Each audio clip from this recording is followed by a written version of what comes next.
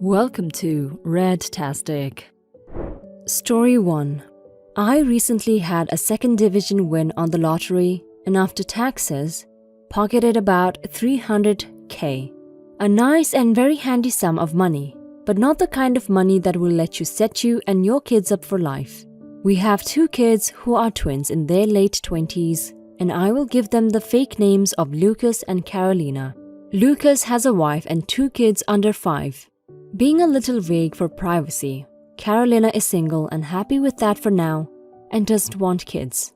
My husband and I have decided that in addition to taking a holiday, getting a new car, and putting most of it into savings, we would gift each of our kids 25k each. We also decided we would pay off Carolina's student loans, about 35k, which is not bad for a BA and an MA. She had a scholarship for her master's and only borrowed what she needed for a compulsory internship in an expensive city, and the BA amount is pretty standard for where we are. And we'll pay for Carolina's ICL surgery for her vision. LASIK is not suitable, as she needs very strong glasses, -12, and it is not covered by any insurance or our country's healthcare system. The surgery is about 12k. Carolina has been saving for it herself. I told her to use the money and treat herself to a holiday. Lucas says that I'm being unfair and favoring Carolina and that he should get the extra 47k Carolina is essentially getting, especially because I have kids and she doesn't, and she has a better job anyway. I don't think I'm being unfair.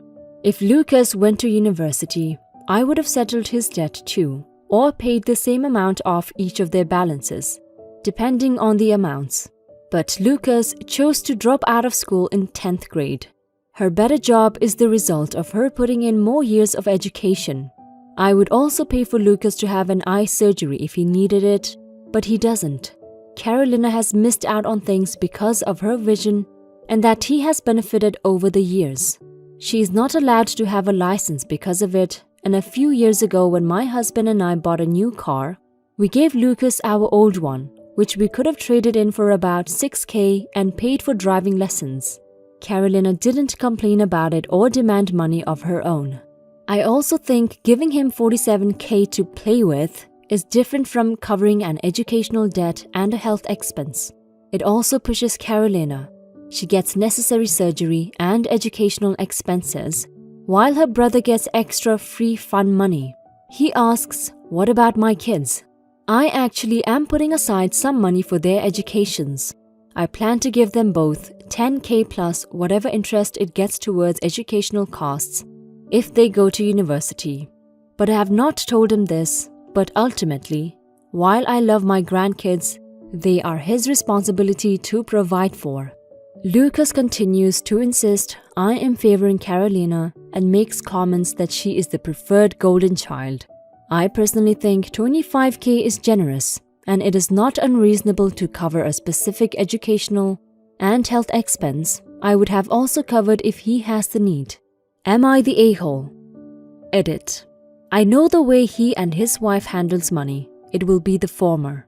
I see that money being spent on designer things for his wife, a fancier new car than necessary, and an expensive holiday, which is fine, but not being put towards his family's future. It is part of why I would rather just save the money. He has a history of making irresponsible choices with money. This is part of the problem. Lucas isn't as responsible with money as Carolina, and has gotten into credit card debt with his wife before. And I know if I gave him an extra 47k, it would likely be spent on an overseas holiday and a fancier car than they need, and then they would come asking for money for their kids for university in 15 years' time anyway. OP, you shouldn't have disclosed how you would spend the money to anyone except you and maybe your husband. Sure, Lucas sounds entitled, but he's right about being cheated on a bit. Carolina needs the eye surgery, but the student loans can be argued about. If Lucas went to school, you would have offered to pay his too. So maybe that's why he feels entitled to the money. Either way, how you spend your money is on you. Your kids should be very grateful to have a parent like you. I hope you settle this dispute and prevent it from causing any damage to your family. Now for some comments. Not the a-hole. Mostly because Carolina isn't getting more money. You are choosing how to spend it in order to cover her educational and healthcare expenses. Your son just wants fun money that he controls, and that's the difference. Carolina isn't controlling how this extra is being spent and is not going into her pocket, whereas I see your son wanting control over if he gets extra or the same. You are the a-hole. It is so clear how much you favor your daughter over your son. I'm sure he has some expenses you could cover but chose not to. It's your money, but you speak about your daughter in the positive and your son in negative. He's not wrong for seeing that. Not the a-hole. You don't owe either of them anything, and you are being exceptionally amazing parents and grandparents. Your son is very entitled to the money he did not earn, and he has no right to dictate how much he should be given. Story 2. I have been getting texts from my little brother begging me to reconsider, but I just cannot. My brother's best friend from college graduated in June. After traveling a bit this past summer, he moved to the city where I live. The rent here is really expensive, and housing is especially tough for new grad kids looking for jobs. I happen to live in a 2-bedroom and bath, 2-bedroom apartment, plus den apartment, and the guest's bedroom is available.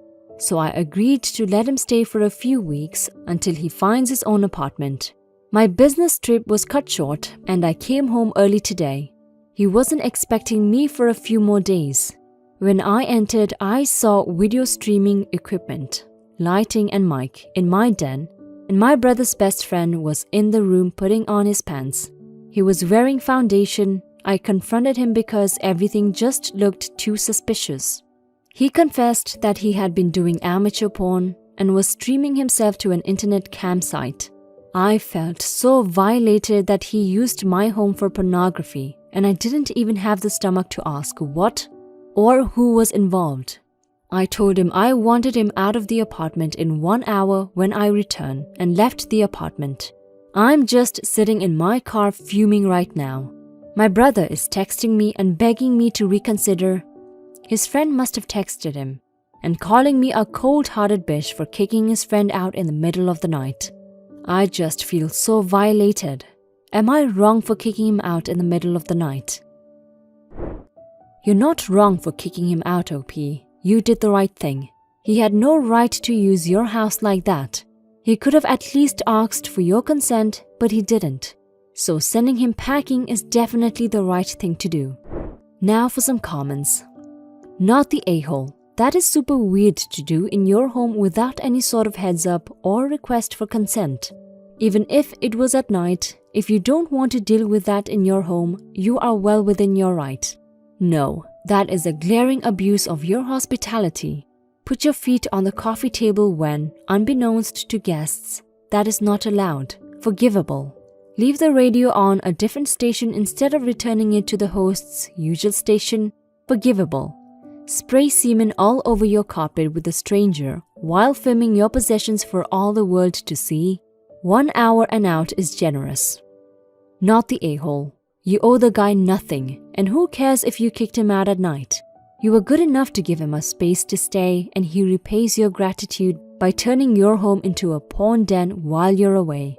Well-documented stories about weirdo online porn and webcam fans finding identifying information and addresses from people streaming their surroundings are everywhere. Not to mention, it's just massively overstepping basic boundaries. Didn't respect your home, he gets to leave immediately. Seems fair to me. Story 3.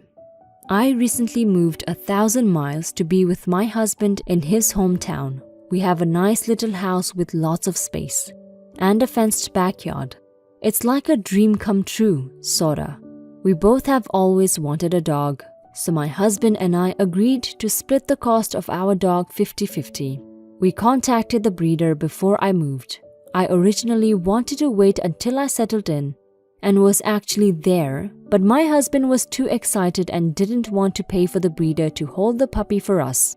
It was an extra $50 for each week the puppy was held, and we would need her to be held for a full month, so $200 extra.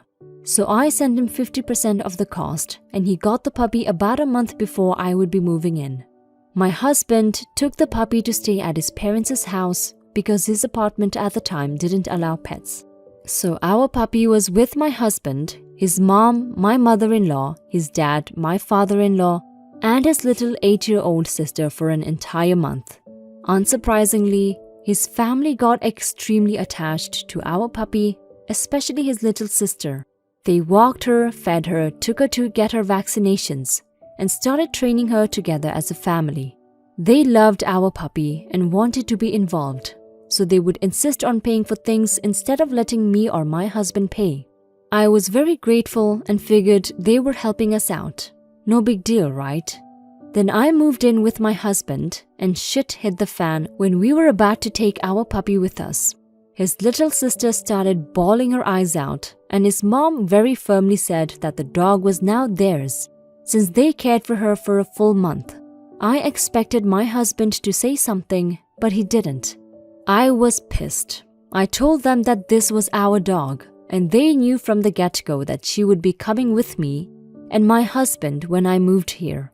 All of the things they did for our puppy were a way for them to say they could keep her. Mother-in-law and I got into a huge argument. His little sister was inconsolable. My husband suggested we let them keep the puppy. What the F? And we can visit sometimes. I said F no. I told them the dog was mine and my husband's. End of the story. The fight was really bad and hurtful things were said. We ended up taking our puppy and his parents have cut him off completely. So he's pissed at me for creating conflict in his family. I'm pissed because what the actual F? We had money to pay for everything the puppy needed. We could have afforded the holding fees if he hadn't insisted on getting the puppy early. In my opinion, this is all his fault. Our mutual friends are almost evenly split about this. Some say I'm a heartless bitch who took away a puppy from a family that loved and cared for her. Others say my in-laws are crazy and manipulative. I don't know what to believe at this point, and I know this isn't over. Am I the a-hole? Edit. I was attached to my puppy. I spent almost every night on FaceTime talking to her and watching her play. We picked her specifically for her breed and temperament. In my mind, she was my dog from the start, and I was always attached to her. She wasn't replaceable as everyone wants to believe. She has now been with me for 3.5 weeks in person and is doing great. My in-laws did not offer to buy her. They expected to just keep her, though I don't think I would have sold her regardless. We went with a breeder because we wanted a specific breed that would fit into our lifestyle. A breeder is reputable and AKC registered. I personally don't see a problem supporting reputable breeders, but that is a controversial topic and not what I'm asking about. Edit 2. A few more things I want to address. I have no intention of giving my in-laws my puppy at this point, whether they offer to pay for her or not.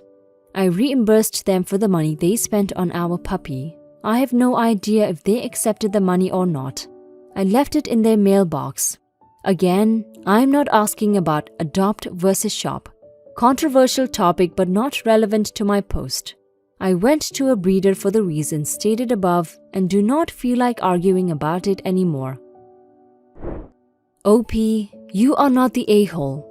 What they did was pet sit. That doesn't give them ownership. They should have managed the daughter's expectations better, and your husband should 100% be backing you on this.